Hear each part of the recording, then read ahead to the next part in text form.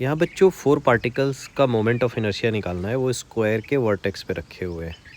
तो या तो आप इसको ऐसे व्यू में समझ लो, या तो आप इसको ऐसे व्यू में समझ लो। दोनों तरीके से मैं आपको समझा रहा हूँ।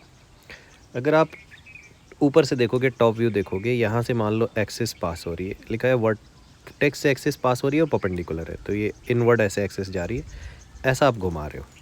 यहाँ उसी चीज़ को आप देखोगे तो ये एक्सिस ऐसे पास हो रही है और इसके अबाउट आप घुमा रहे हो इसको। तो मोमेंट ऑफ इनर्शिया होता क्या है? मोमेंट ऑफ इनर्शिया होता है सिग्मा एम आर स्क्वायर, मतलब सारे पार्टिकल के लिए एम आर स्क्वायर ऐड कर दो। आर होती है perpendicular distance, not any distance, it is perpendicular distance strictly. तो फर्स्ट पार्टिकल जो यहाँ था, जो आपको यहाँ पे दिख रहा है ए, ठीक है, ये वाला, तो उसकी डिस्टेंस तो ज़ीरो हो गई क्योंकि वो एक्सिस पे ही आ गया है।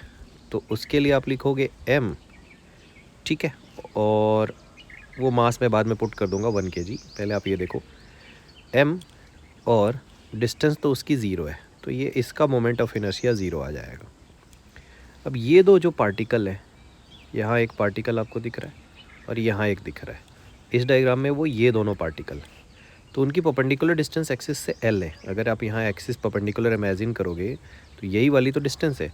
यहाँ भी आप देख रहे हो ये डिस्टेंस ऑलरेडी परपेंडिकुलर है, ये और ये सब परपेंडिकुलर है, ठीक है। तो उनके लिए डिस्टेंस क्या हो जाएगी? m इंटू एल का स्क्वायर, उनकी डिस्टेंस l हो गई। और लास्ट वाली जो आएगी ये वाली, उसके लिए डिस्टेंस है √2l, ये परपेंडिकुलर डिस्टेंस है ऐसी √2l, वो आप यहाँ भी देख सकते हो √2l। सो m इंटू √2l का होल स्क्वायर। तो ये जब आप ऐड कर दोगे तो वैल्यू आ जाएगी 4ml square. Mass is 1, l is 2, तो l की जगह 2 का स्क्वायर रख दिया। So this value in MKS system is 16 kg meter square. So the answer is 16 here.